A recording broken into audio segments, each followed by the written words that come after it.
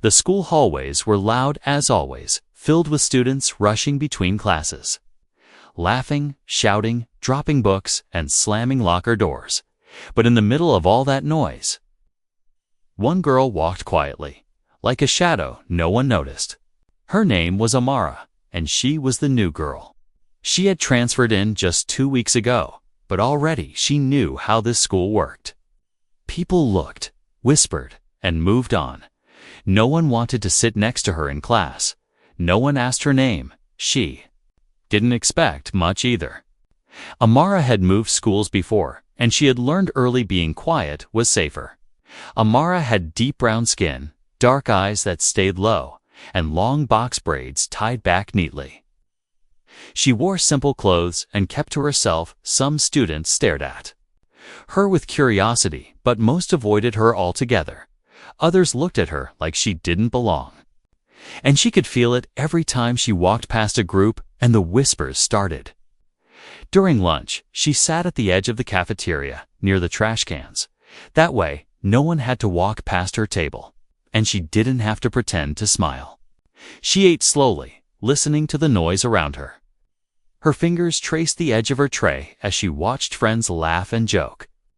And her heart felt heavy, but her face stayed calm. In the classroom, things weren't much better. Teachers called her name, and she answered politely. But no one remembered her after the attendance roll. Her hand went up sometimes, but she was rarely picked, even when she gave a correct answer. The teacher just nodded and moved on, but Amara didn't mind. She had learned to be invisible too. Stay out of trouble and to finish the day quietly. The first time she heard laughter behind her, it was during science class. A crumpled note had landed on her desk. She unfolded it slowly and saw a poorly drawn sketch of her face with the words, "Alien girl with rope hair," written underneath. Her heart thumped, but she didn't turn around. She folded the paper and tucked it into her bag without reacting. She wouldn't give them the satisfaction the second time. Someone spilled water on her chair just before she sat down. Her skirt was soaked for the entire class, and even though she asked to go to the bathroom, the teacher just said, "Dry." Off with paper towels. She heard the snickering behind her, but stayed quiet. That day, she walked home with wet clothes and burning eyes. At home, her mother noticed the silence right away. Amara was usually quiet, but this was different. "They're already starting, aren't they?" her mother asked gently. Amara nodded. Her mother sat down beside her and held her hand. "Baby, you are stronger than they know, but never fight unless you have to. Promise me." Amara nodded again. But inside, she felt something building. A quiet storm. She remembered the self-defense lessons her uncle had given her over the years. Every weekend, they train balance, movement, control. Only use this when it matters. He had said, not for pride, not for anger, only for safety. Every morning, she got up before the alarm. She braided her hair tight, packed her lunch, and stared at her reflection in the mirror. She whispered to herself, "One more day." But the days were getting longer, and the stares were getting sharper. Sometimes, the boys in the hallway would laugh loudly when she passed by, throwing words like monkey, weirdo, and jungle girl. She never responded. She just kept walking. One boy in particular, Kyle, seemed to enjoy bothering her. He was tall, loud, and always surrounded by friends who laughed at every word he said.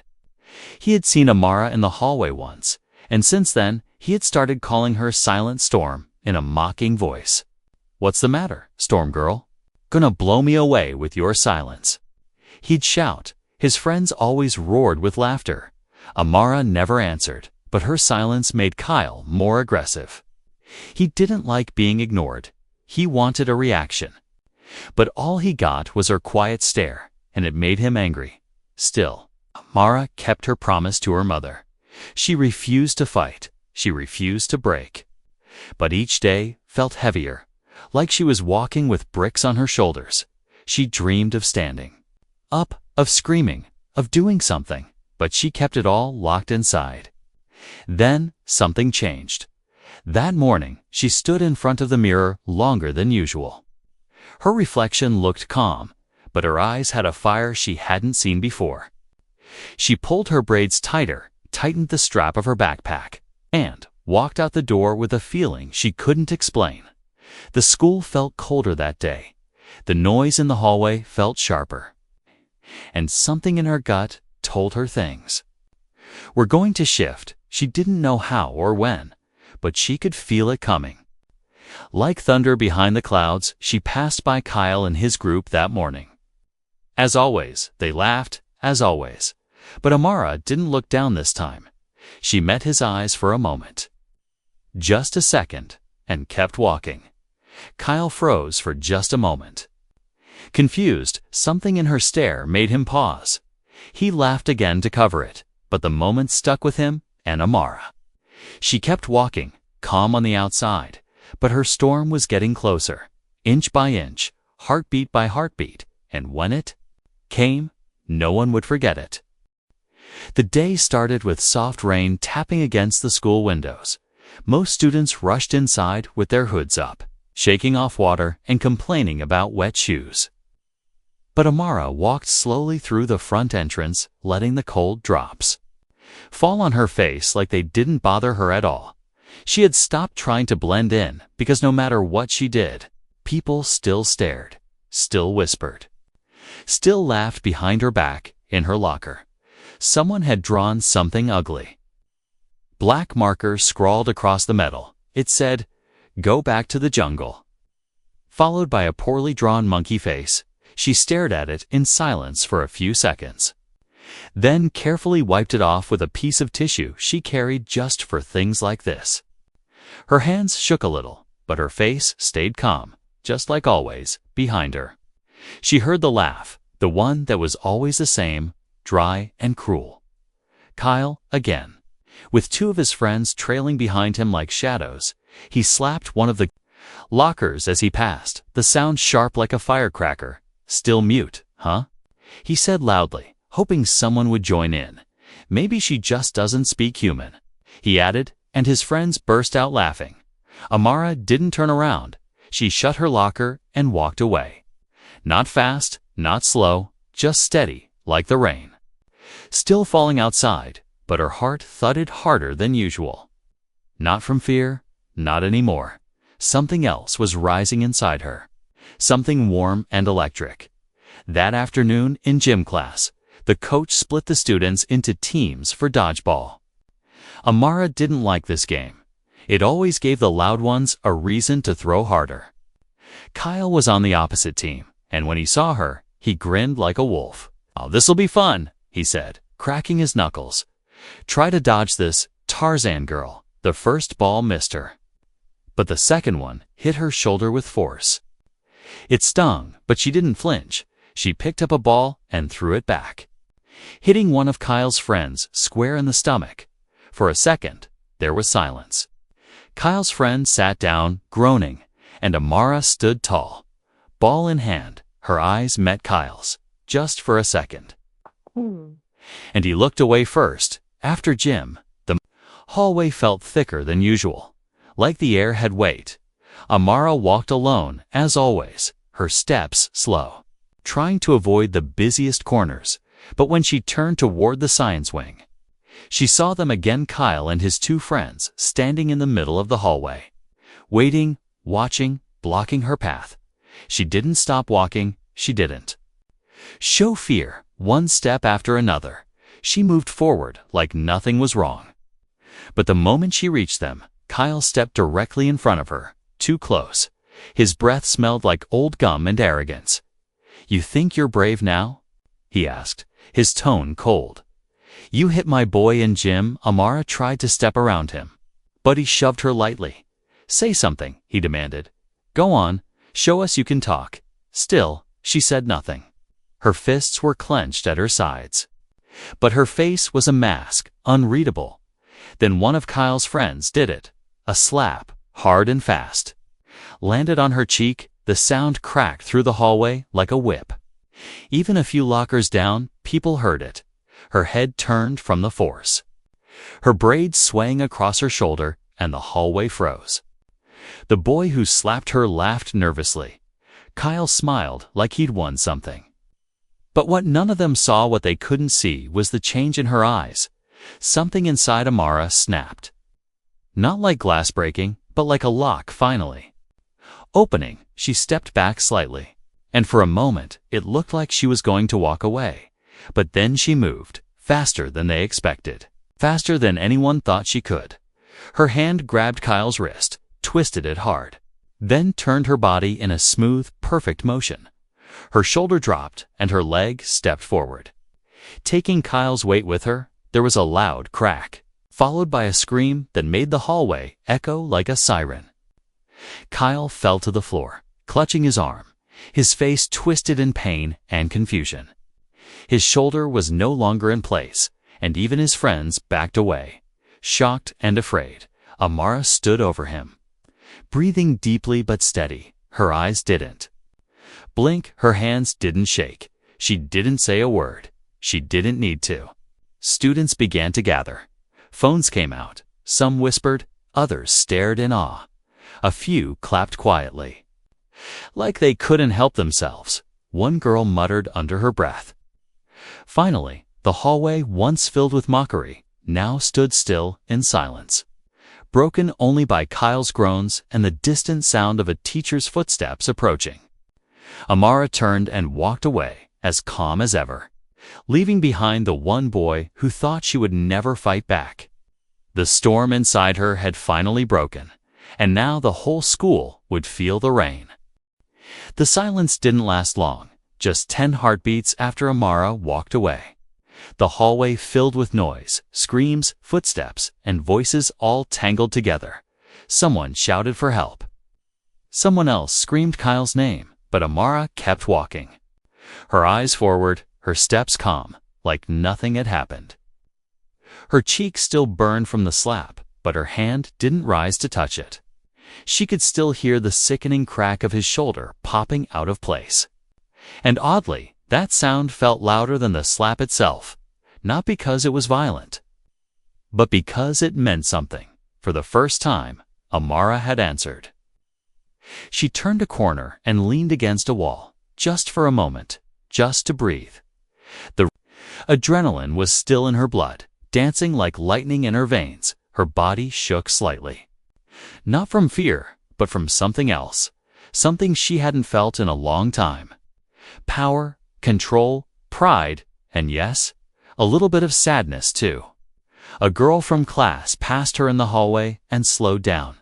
Her name was Mia. Quiet, smart, and always reading. She looked at Amara with wide eyes and said nothing, but her lips parted slightly, like she wanted to speak. Amara didn't respond, but their eyes locked.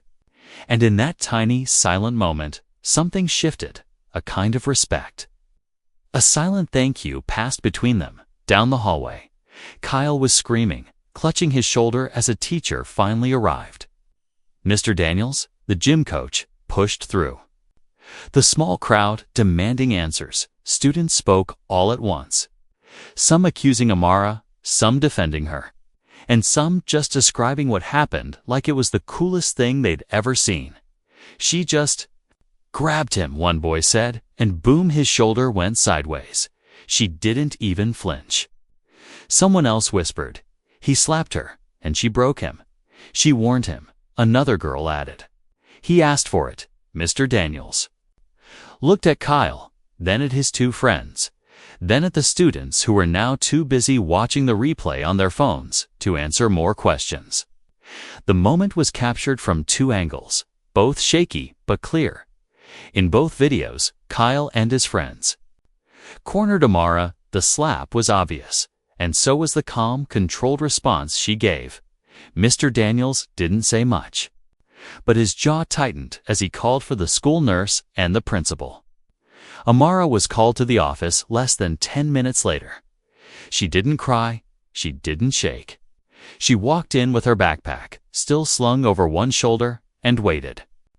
By the door while they reviewed the footage, Principal Green looked up at her over his glasses, folding his hands slowly like he was preparing for something serious. "Amara," he said, "do you want to tell me what happened?"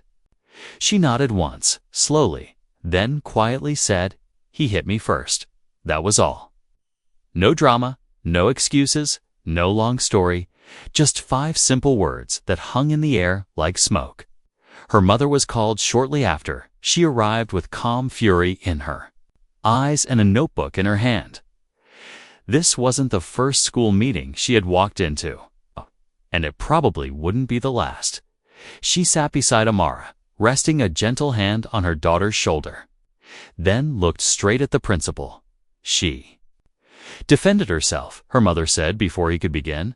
"What are you going to do about the ones who attacked her?" Principal Green sighed and leaned back. "The situation is complicated," he began. But Amara's mother cut him off with a sharp glance. "No, it's not," she said. "There's video proof, witnesses, bruises, and a pattern. My daughter didn't throw the first hit, but she ended it like she had to." For a moment, nobody said anything. Then Mr. Daniels spoke up, his voice low but firm. "I've reviewed the footage too," he said. "She acted with control, not rage. That boy's lucky she didn't do worse. She could have, but she didn't, in the end." The school chose to suspend both Kyle and Amara for 3 days. A choice that angered her mother, but didn't surprise her, even when the evidence was clear. People like them were always punished for pushing back. But this time, it wasn't just quiet justice, because this time, the whole school saw it. By the next morning, the videos had spread through every group chat, hallway, and lunch table. Even students who had never spoken to Amara now knew her name. Some whispered it like a warning, others like a chant. She wasn't the invisible girl anymore, and Kyle, untouchable. Golden Boy was no longer above the rules. When Amara returned home, she sat in silence at the kitchen table. Her mother made tea without asking questions. After a long pause, Amara finally looked up and whispered, "I didn't want to hurt him." Her mother sat beside her, brushing a braid gently behind her ear. "I know," she said softly. "But you reminded him and everyone else that you're not afraid." That night, Amara slept without dreaming. But in the quiet space between dusk and dawn, something inside her settled. She was no longer hiding, no longer shrinking, and when she returned to school in a few days, she knew everything would be different, because this time, they wouldn't see just a quiet black girl walking alone in the hallway. They would see the girl who didn't just survive the storm. She was the storm. Kyle didn't come back to school right away. Word spread that he needed surgery, a shoulder pin, maybe even rehab. Depending on how badly the joint tore, some said he cried in the hospital. Others said his father shouted at the principal, threatening lawyers and lawsuits. But all that noise stayed outside the classroom walls. Inside the school, something had changed. Not loud or obvious, but deep, quiet, and powerful, like the scent of smoke after fire. Students didn't laugh as much in the halls, not at the quiet kids, not at the weird ones, and definitely not at Amara. She returned after her 3-day suspension, backpack over one shoulder, her walk slow and steady. Everyone stared, but no one dared speak. Even the teachers paused when she entered the room. Their voices changed when they addressed her gentler, unsure, maybe even a little guilty. Amara didn't smile. She didn't try to talk to anyone. She just walked to her desk, sat down, and opened her notebook like the last week had been normal. But her silence was different now. It wasn't fear anymore. It was strength. And everyone around her felt it. The hallway, once a battleground, had become a strange kind of quiet zone. Some students gave her nods, small, unsure, like they were afraid to speak but wanted to show respect. Others kept their heads down when she passed, pretending to check their phones or tie their shoes. One boy, from another grade, walked up to her near the library and simply said, "Thanks for standing up," before walking away without waiting for a reply. Amara blinked, unsure how to feel. It wasn't praise she wanted, just peace. But peace didn't come easily in a school full of watchers. Kyle's friends weren't quiet forever. A rumor started that Amara was dangerous, that she snapped because she was crazy or violent. Some said she was trained like a weapon, sent here to hurt people. And others just said she was too much. She heard it all, behind lockers, in whispers, in bathroom stalls, but she didn't react. Not this time. She didn't need to, because what happened in that hallway had become something bigger than just a fight. It was a moment, a shift, and more people than she knew had felt it one afternoon. While she was reading alone near the back of the library, a girl sat across from her without asking. It was Mia, the quiet reader, the one who'd looked at her with wide eyes that day after the fight. Mia placed her bag down and opened her book like this was normal. Amara raised an eyebrow, but said nothing. After a few silent minutes, Mia whispered, "They used to push me too. In middle school, I never hit back." Amara looked at her. "Waiting. I wish I had," Mia added. Just once, neither of them smiled. They understood each other. And from that day on, Mia started sitting next to Amara during lunch. They didn't talk much, but they didn't need to. Quiet girls who had once walked alone now walked side by side. Still, Kyle's friends weren't done. One afternoon, as Amara passed the gym, a voice called out behind her, low and mocking. "What happens if someone sneezes too loud, Amara? You gonna break their spine too." She didn't stop walking. But the boy who said Attila kept following her. His tone was light, fake, friendly, but his words sharp. "Bet you felt proud, huh? Hospitalizing someone, you think that makes you tough?" She didn't look back. He stepped closer. "You're not a hero. You're a freak." Amara stopped then, slowly turned to face him, her eyes calm, her face unreadable. For a second, Tyler backed up without realizing it. His smirk faded just a little. "I didn't hurt him because I was proud," she said quietly. "I hurt him because he wouldn't stop." Tyler didn't have a response. He stood, frozen, caught off guard by her calm.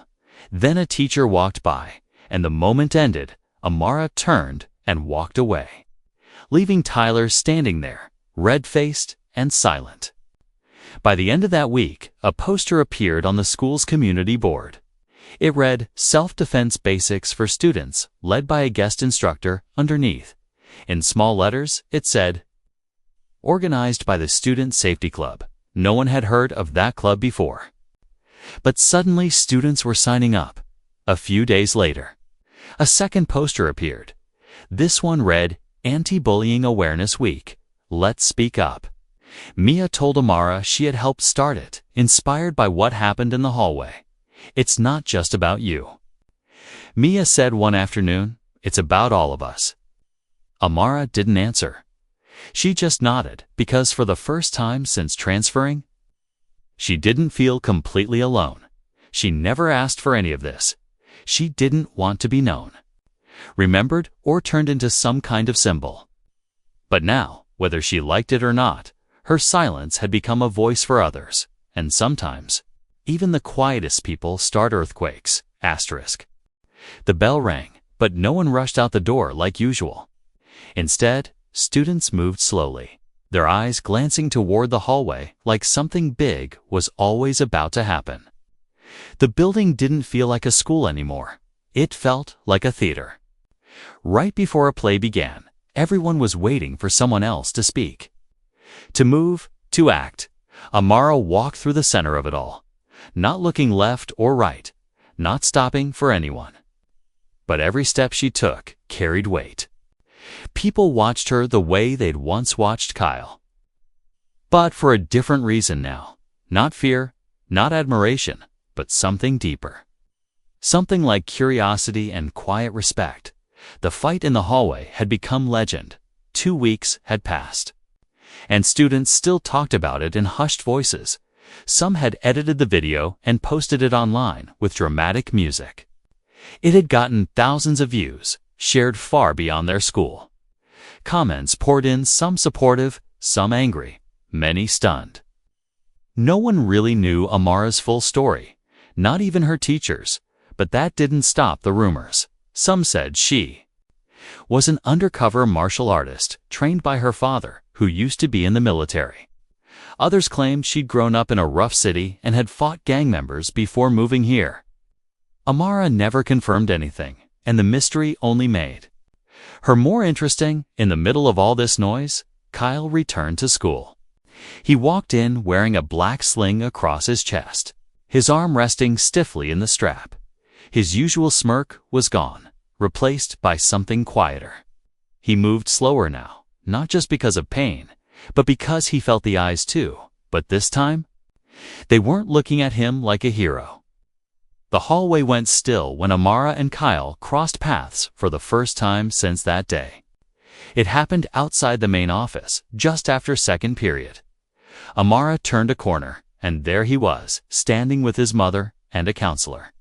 He saw her first, and for a moment his body tensed like he expected another hit, but Amara didn't move.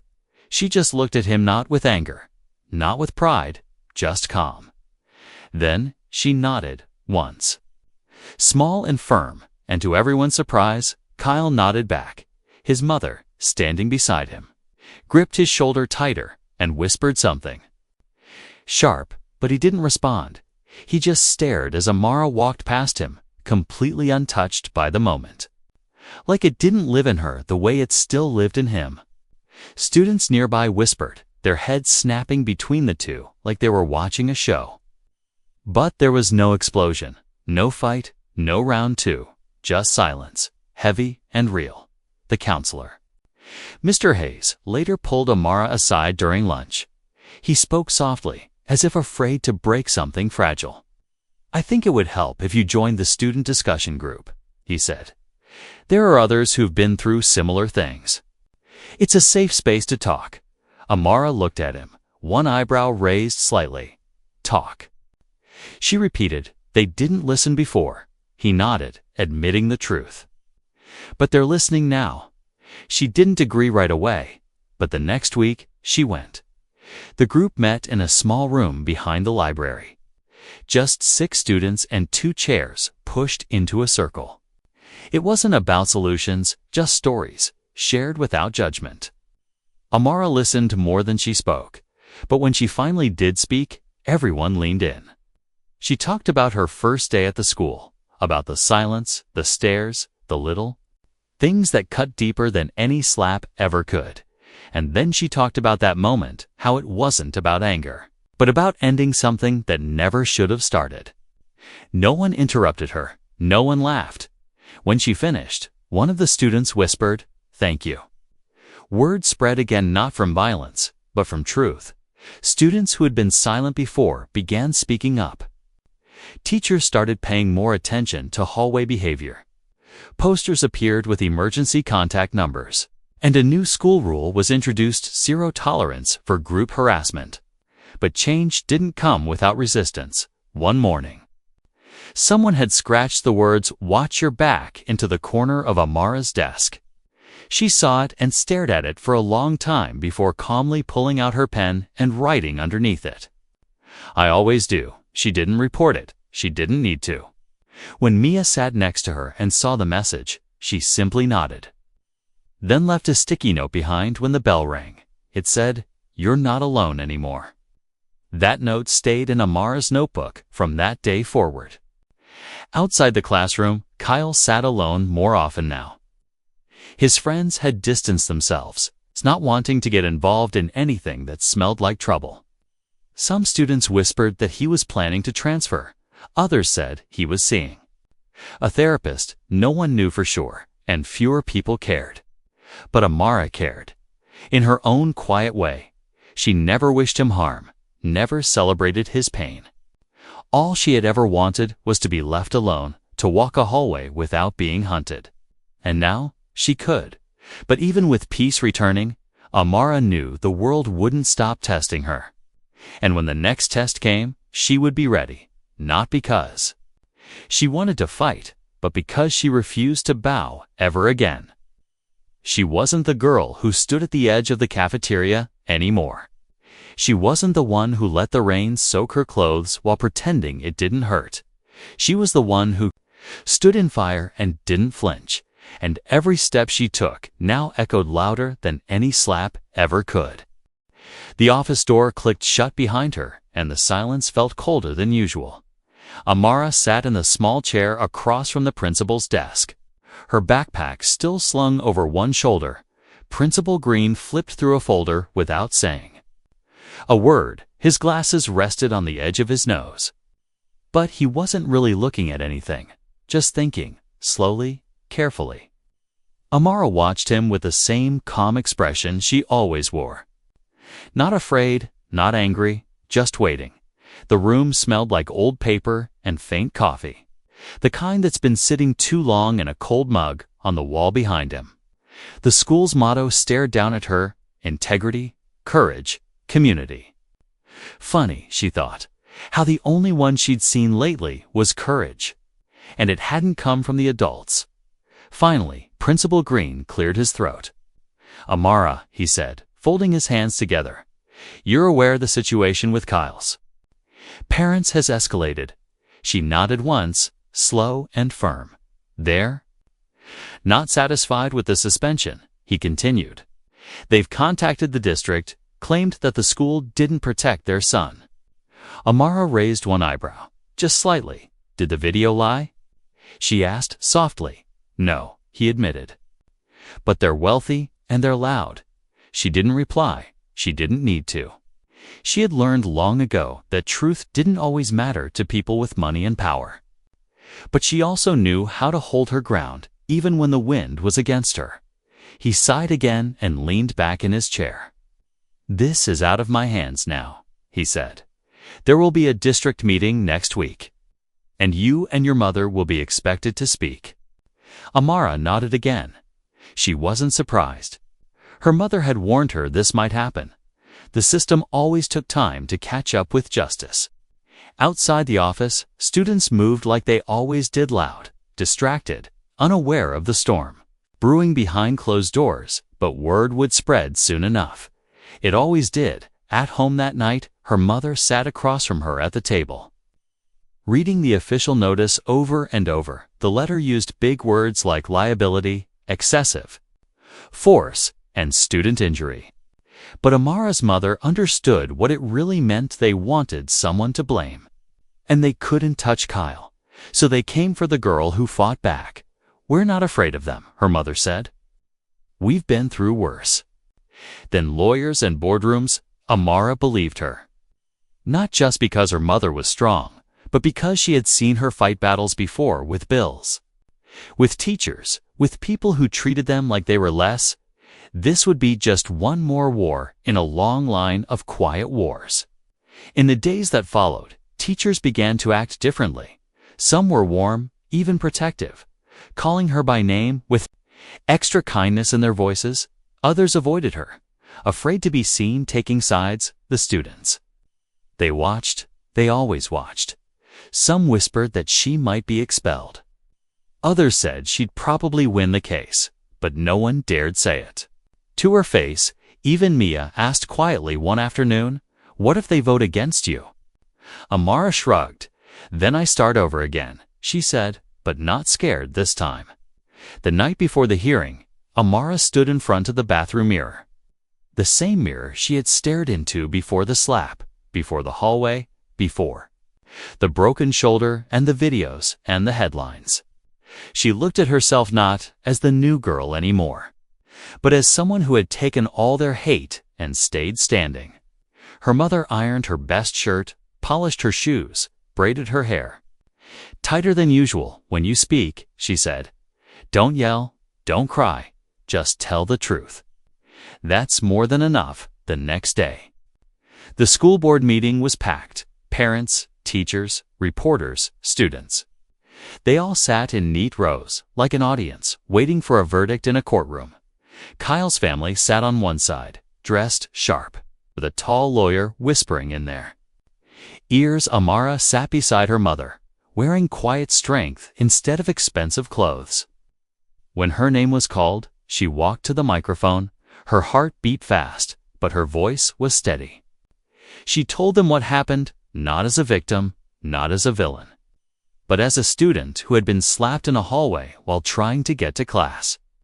She explained how long she'd stayed silent, how many times she'd let things go, until one day. Enough was enough. No dramatic words, no tears, just truth. Clean and simple. And when she finished, the room was quiet. The lawyer from the other side tried to twist her words, painting her as violent, unstable, but it didn't work, because every time he spoke, the truth in her silence grew louder. After an hour of back and forth, the board went into private discussion. Amara sat outside with her mother, holding her hands together in her lap, not shaking, not afraid. She had already won, no matter what they decided. Because she hadn't bowed, hadn't run, hadn't stayed small. When the decision came, it wasn't perfect. The school would update its rules, issue warnings to staff who failed to act on earlier complaints. But most importantly, Mara would not be expelled. Her record would remain clean. And the district quietly admitted that the situation had been mishandled. People clapped softly. Her mother smiled. And even the counselor from school gave her a proud nod.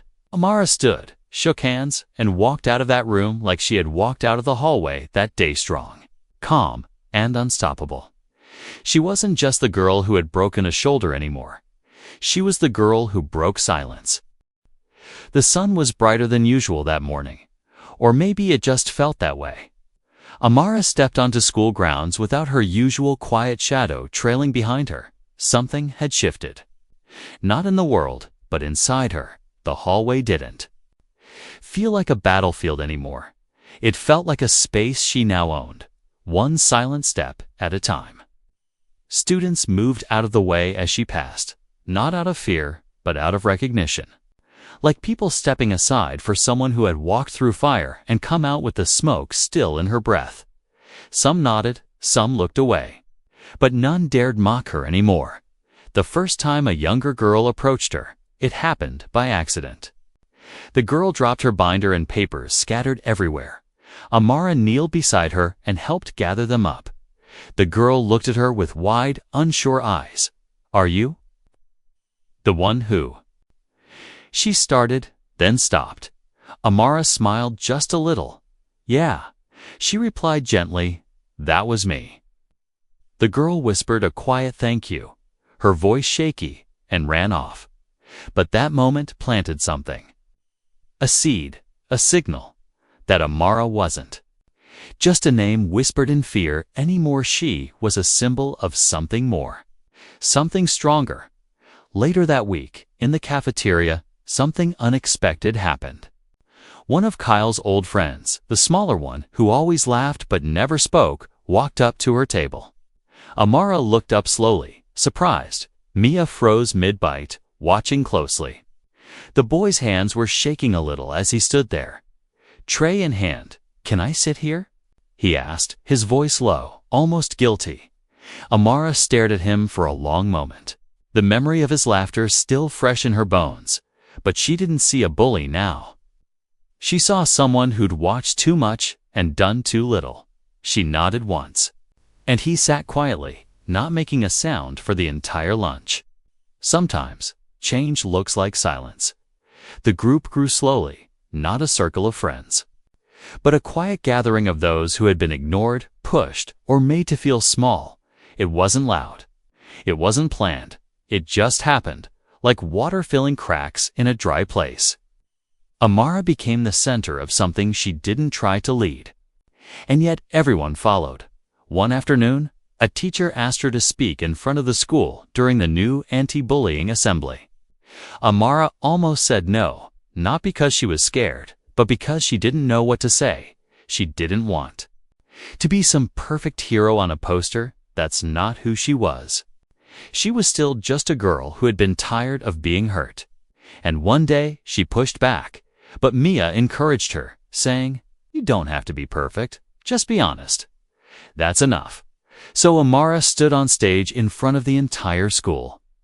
Her voice soft but clear, and told the truth. She spoke about silence, about fear, about what it felt like to be stared at every day like you didn't belong. She spoke about the moment when being quiet stopped protecting her and how breaking. The silence saved her instead. The room didn't cheer. They didn't need to. They listened fully. Some with tears in their eyes, some with their hands folded tight, some with their heads bowed, hearing their own pain in her words. When she stepped down, a boy from the front. Rose stood and clapped, then others followed, not in wild applause, but in a slow, steady rhythm, like a heartbeat, like a reminder. Amara smiled, not big, not loud, but honest. And that was enough. Later that week, she found a note in her locker, written in messy handwriting. It read, "Because of you, I stopped crying when I go home. Thank you." She folded it gently and placed it between the pages of her notebook, right next to Mia's sticky note.